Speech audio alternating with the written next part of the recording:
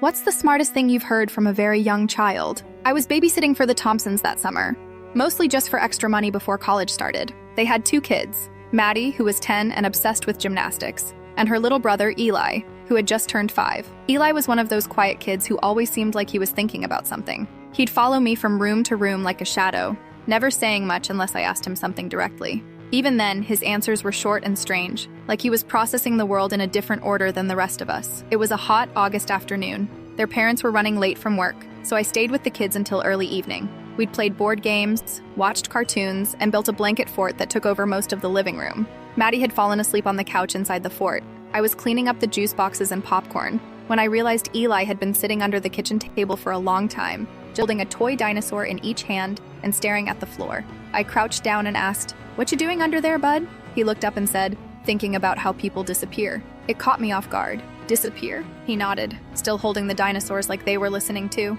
"Like when Grandpa died? Or when Mommy cried because her friend didn't come back?" His voice was small, not sad, just curious. It wasn't the kind of thing you expect from a 5-year-old. I sat down next to the table. "Yeah, that stuff can be hard to think about." Eli blinked slowly, then said, "I don't think people disappear. I think they just get too big to see." I asked what he meant. He tapped one of the dinosaurs against the floor. "When ants walk on the sidewalk, they can't see us.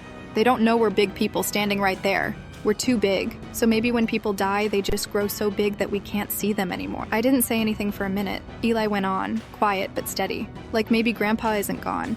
Maybe he just grew too big and now he's walking around above us, like clouds." Then he pointed to the ceiling. "And maybe he watches to see if I do good stuff. That way he doesn't forget me."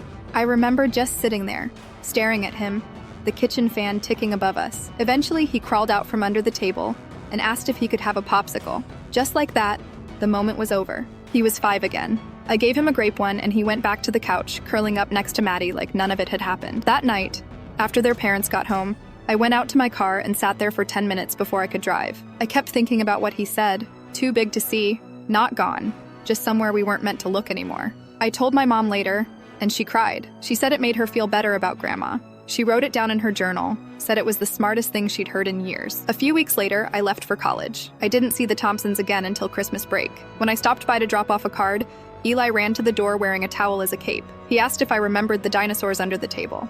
I told him I did. He grinned and said, "Good, that means Grandpa probably does too." Then he ran off to chase Maddie through the snow. I still think about that day, not just the words he said, but how sure he was when he said them. Like he knew something the rest of us had forgotten, something too big to see.